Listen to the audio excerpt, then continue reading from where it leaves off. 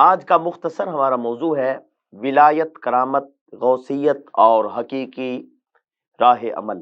Number ایک، نبوت کا دروازہ ہمیشہ کے لیے بند ہو چکا ہے، جبکہ ولایت کا دروازہ تا قیامت کھلا رہنا ہے۔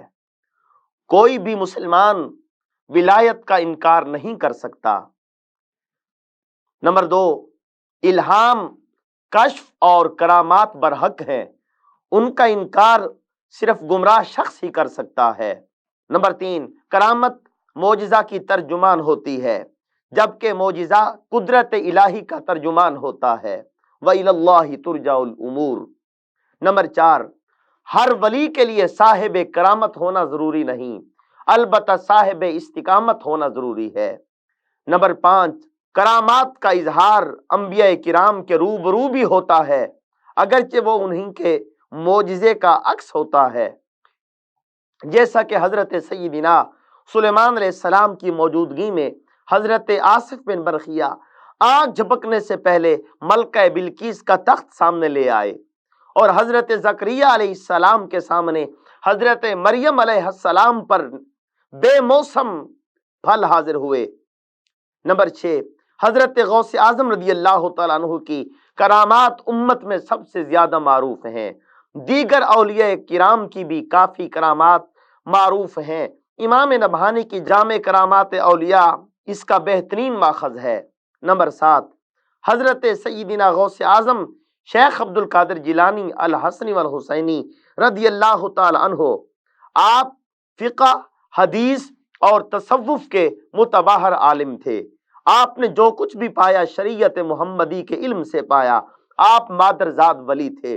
آپ کی مجالس سے علم و عرفان، زہد و تقوی، عشق الہی اور محبت رسول صلی اللہ علیہ وآلہ وسلم کے انوار سے منور ہوتی تھیں۔ نمبر 8، حضرت غوث اعظم کا تذکرہ امت میں کرامات کی حد تک محدود ہو کر رہ گیا ہے، جو کہ بہت بڑا المیہ ہے۔ ہم نے بھولی بھالی سنی عوام کو کرامات سنا سنا کر ان کا بہت زیادہ نقصان کیا ہے۔ اب وہ مزارات پر حاضری تو بکثرت پیش کرتے ہیں، لیکن مساجد و مدارس کی طرف ان کی توجہ نہ ہونے کے برابر ہے۔ اسی طرح وہ مسائل شریعت کی طرف بھی کم توجہ کرتے ہیں۔ وہ فقط میلاد شریف اور 11ویں شریف کو نجات آخرت کا ذریعہ سمجھنے لگ گئے ہیں۔ وہ پیروں اور ولیوں میں اس قدر فنا ہو گئے ہیں کہ اللہ اور اس کے رسول کو بھی فراموش کر بیٹھے ہیں۔ وہ حصول علم دین سے بھی دور ہو گئے، ان کے اندر تعلیم و تعلم کی تشنگی فنا ہو کے رہ گئی ہے۔ نمبر 9، رسول اللہ صلی اللہ علیہ وسلم کے صحابہ و اہل بیت کی کرامات آپ کو معدود چند ملیں گی۔ وہ آپ صلی اللہ علیہ وسلم کی تربیت کے سبب عملی لوگ تھے۔ ان کے القاب صدیق، فاروق، غنی، حیدر، اسد اللہ، سیف اللہ، سید الشہداء اور امین امت وغیرہ تھے، جبکہ موجودہ پیران اعظام کے القاب آپ حضرات کے سامنے ہیں، جن میں صحابہ و اہل بیت کے اوصاف کی جھلک بہت کم نظر آتی ہے، الا ماشاء اللہ۔